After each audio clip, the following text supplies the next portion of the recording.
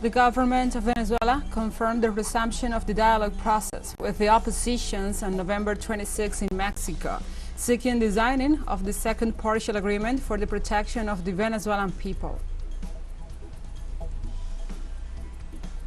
Also, the government of Honduras declared a national emergency to combat the scourge of extortion by criminal groups.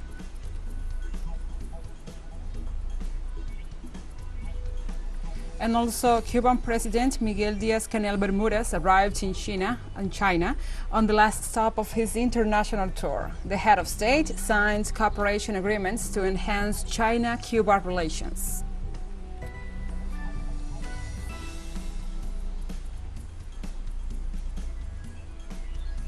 From the headquarters of TeleSUR English in Havana, Cuba, this is From the South. I'm your anchor, Gladys Quesada, and these are the news. The government of Venezuela confirmed the resumption of the dialogue process with the oppositions on November 26 in Mexico, seeking the signing of the second partial agreement for the protection of the Venezuelan people. The head of the government delegation, Jorge Rodriguez, explained that the signing of this second agreement on social matters creates a practical mechanism aimed at meeting social needs within the framework of the recovery of resources blocked to the Venezuelan state.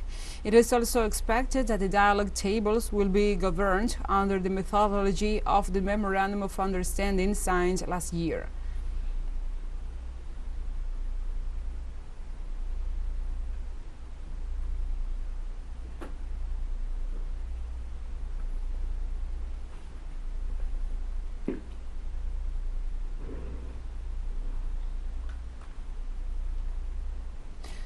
Likewise, the United Platform of the Oppositions of Venezuela ratified its willingness to work together with the government in agreements that ensure the welfare of the citizens. The leadership of this opposition sector pointed out that there will be no real way out of the crisis unless a comprehensive political agreement is reached to guarantee solutions for the Venezuelan people.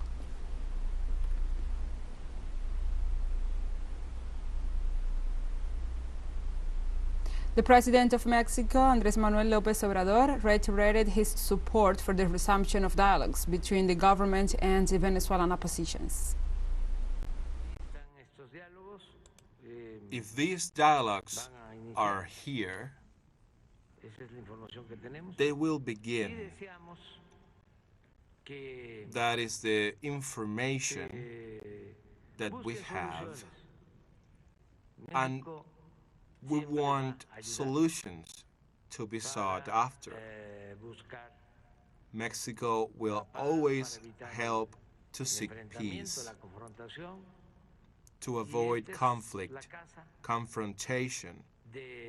And this is the home of all, and we are grateful that you trust us to come here to carry out these dialogues that we hope will have good results. And Colombia commemorated the 6th anniversary of the signing of the peace agreement, ratified, and President Petro ratified his administration's willingness to work for total peace.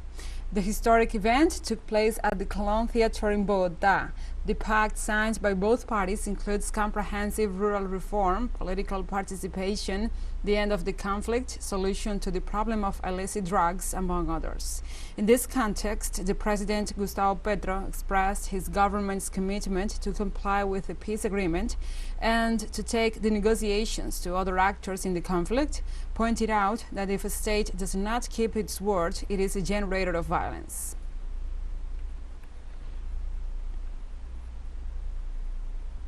In the context of the commemoration of the signing of the peace agreement, political and social leaders point out that the implementation of the 2016 agreement must be resumed in order to generate results that contribute to the total peace policy. We're legislating so that the Congress of the Republic is the one to put these norms in function of the implementation of the peace agreements, so that we can demonstrate to the country and to the world that here a commitment was signed between the Colombian state and the former FARC. This commitment, however, cannot remain on paper but must be materialized in concrete actions to solve, first, the social inequality that we have in the country, Second, that the people do not continue to starve to death.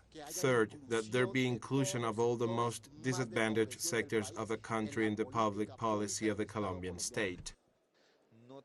I have no doubt that the political triumph we have had through the historic pact, through the conquest of President Gustavo Petro and Francia Marquez, who are committed to the orientation that we now call total peace, would not have been possible if the agreement had not been signed.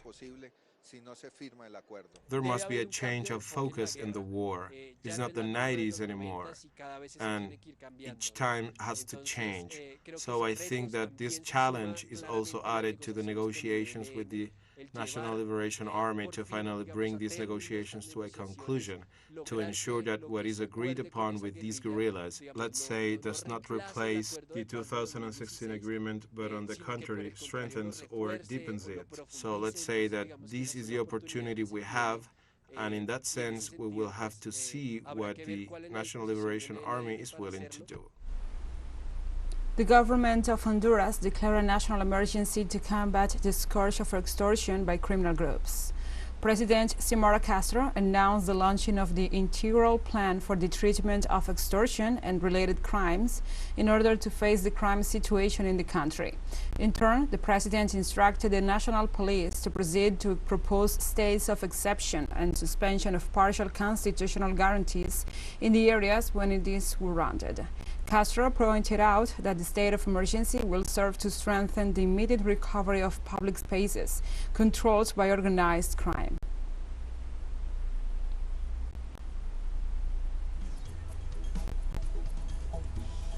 Let's take a short break, but first, remember you can follow us on our TikTok account at TeleSUR English, in which you will be able to see news in different formats, news updates, and more. Coming up, stay with us.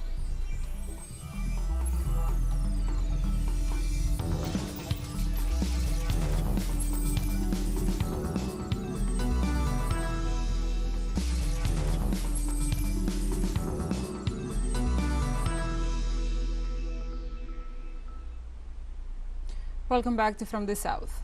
Cuban President Miguel Diaz-Canel Bermudez arrived on Thursday in Beijing to start a state visit to China. The head of state was invited by his Chinese counterpart, Xi Jinping, and will remain in this nation until November 26 to develop a brief and intense work agenda. President Xi Jinping received the Cuban President Miguel Diaz-Canel at the Great Palace of the People of Beijing, where both leaders analyzed the prospects for bilateral cooperation between their nations. The Chinese leader stressed that his country will continue to firmly support Cuba in defending its national sovereignty and opposing external interference and blockade, and also said that China is ready to work with Cuba to implement the Global Development Initiative and the Global Security Initiative and jointly promote world peace and development.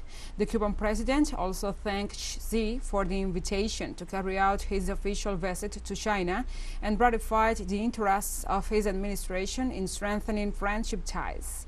Since their meeting coincided with the 6th anniversary of the death of Fidel Castro Ruz, Diaz-Canel recalled the historic leader of the Cuban Revolution held Xi in high esteem.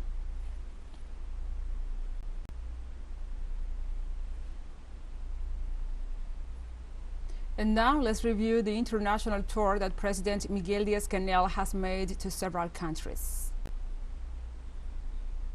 The president took off from Cuba to the capital of Algeria. He arrived there on Wednesday, November the 16th. In this country, he was received by President Abdelmadjid Tebboune. He laid a wreath at the Martyrs Monument in Algiers and reached multiple agreements for the benefit of the Cubans in financial, health, and infrastructure matters, with a view to the recovery of the island's electro-energy system. On Saturday, November the 19th, Diaz-Canel arrived in Russia. Upon his arrival, he laid a wreath at the tomb of the unknown soldier and became the first Cuban president to be received by the State Duma of the Slavic nation, before which he offered a speech condemning the sanctions of the United States and its Western allies against the Russian economy, and advocated a negotiated solution to the conflict in Ukraine. On Tuesday, he was received by his Russian counterpart, Vladimir Putin, with whom he inaugurated a monument in honor of the historic leader of the Cuban Revolution, Fidel Castro. On Tuesday, November the 22nd, Miguel Diaz-Canel landed in Turkey, where he paid homage to the founding father of this republic, Mustafa Kemal Atatürk. York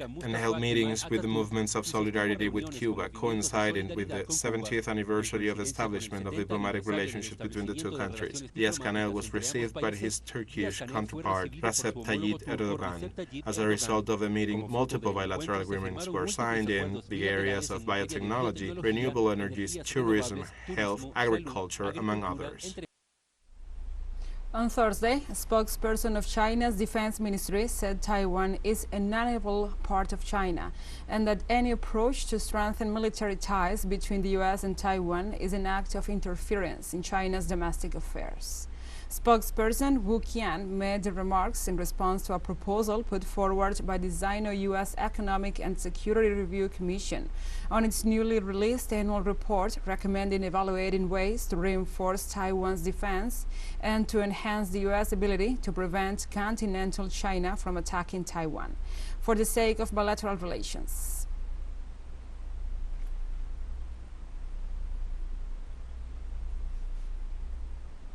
The Chinese Defense Ministry spokesperson also made reference to the 052D guided missile destroyer Xiamen and to the absurdity of the supposed 24 nautical mile limit of Taiwan. Regarding the destroyer Xiamen's response, I would like to give them a thumbs up. All zones delimited by Taiwan unilaterally are illegal and invalid and cannot change the fact that Taiwan belongs to China, let alone stop the progress of the Chinese plan in defending national sovereignty and territorial integrity. As for the clamor of certain officials in the Democratic Progressive Party authorities, I sternly warn them that if someone dares to separate Taiwan from China,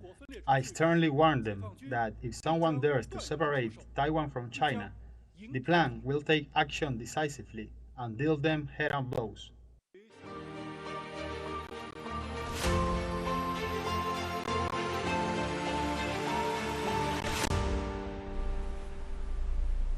Now we move on to other topics. Russia's deputy foreign minister said contacts with the International Atomic Energy Agency on the situation at the nuclear plant in Zaporizhia had been productive and promising.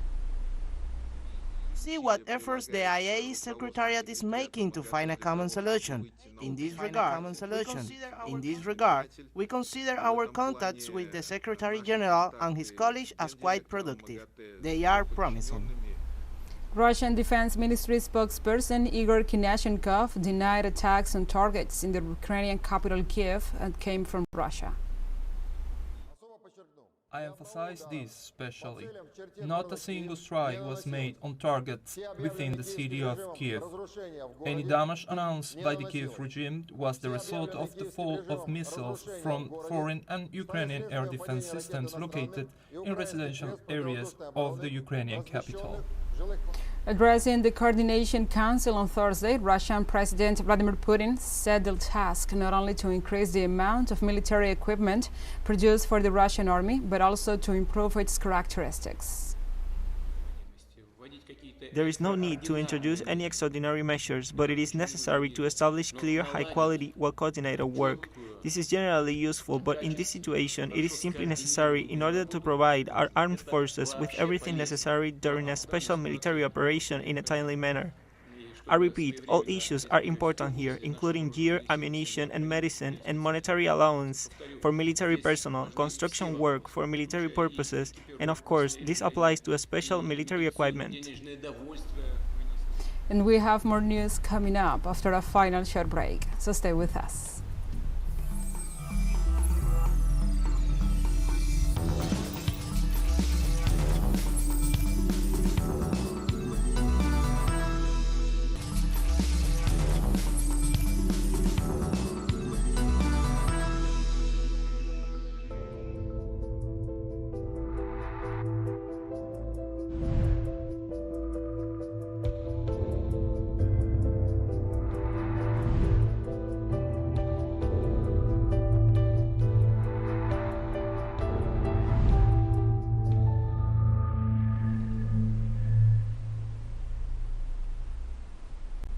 Welcome back to From the South. European Medicines Agency said the uptake of additional COVID-19 vaccines in the last few months is rather disappointing, with only 29% booster shots for people who are most at risk. However, the figures on the uptake of additional vaccine doses in the last few months are rather disappointing, with a European average of only 29% revaccinations in the people most at risk. More efforts to increase the revaccination rates in highly vulnerable individuals, such as the elderly and the immunocompromised, are crucial to contain any rise in hospitalization in the coming weeks and months. Hundreds of people marched to the French and British consulate in Goma, Democratic Republic of the Congo, demanding action from the international community to put an end to the conflict with the M23 rebel group. The peaceful demonstration took place one day after the meeting in Luanda, where leaders called for a ceasefire to take effect on Friday. The summit in Angola included Congo's president and Rwanda's foreign minister, but not the M23 rebels, whose rapid advance has escalated tensions between the two countries.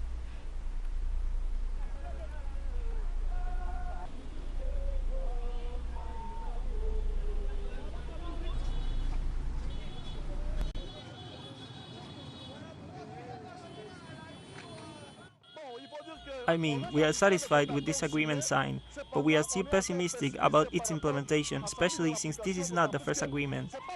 There have been many summits, but the decision has not been implemented. There is no guarantee that what was decided there will be implemented, so we are waiting for the implementation of the decision taken at the summit so that we can say that peace can be a daily reality for the people of North Kivu.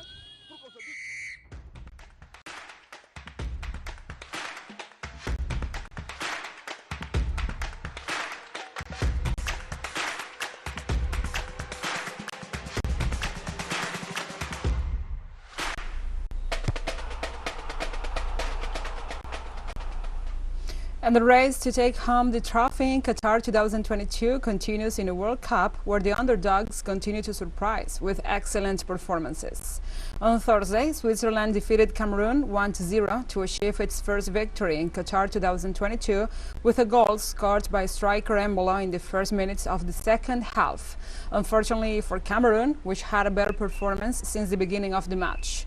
The Swiss forward, who is playing his sixth World Cup in Qatar and is aiming to reach the round of 16 with the selection, was unopposed by the Cameroonians when Serdan Shaqiri's cross from the right beat Andre Onana.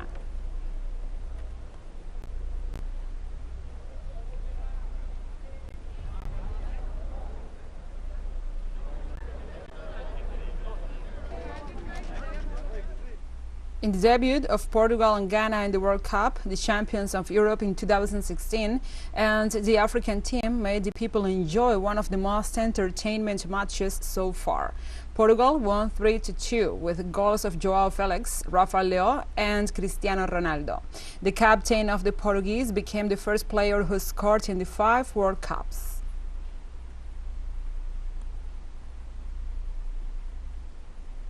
With a brace from Richarlison, Brazil defeated Serbia 2-0 to earn its first 3 points in Group C of the 2022 World Cup in Qatar. The team, coached by Tite, is one of the main favorites to win the trophy and is the only one to have participated in every World Cup since 1930, 22 in total, with 5 cups taken home. Serbia, meanwhile, has qualified for 4 of the last 5 World Cups.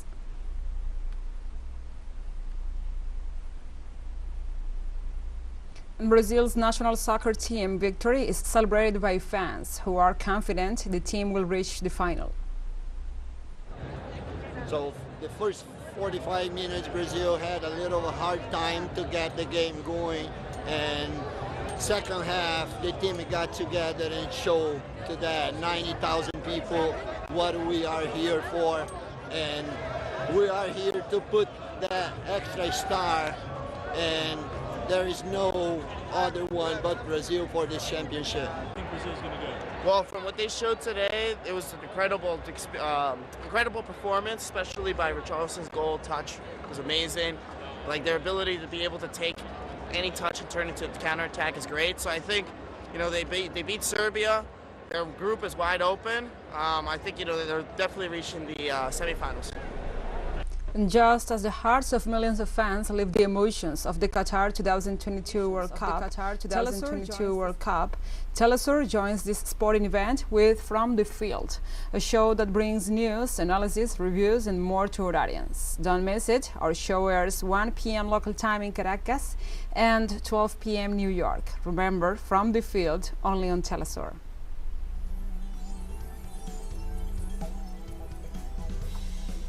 And we have come to the end of this news brief. But remember, you can find this and many other stories on our website at telesurenglish.net. And also, if you feel so inclined, please join us on social media. We are on Facebook, Twitter, Instagram, Telegram, and TikTok. For TeleSUR English, I'm Gladys Quesada. Thank you for watching.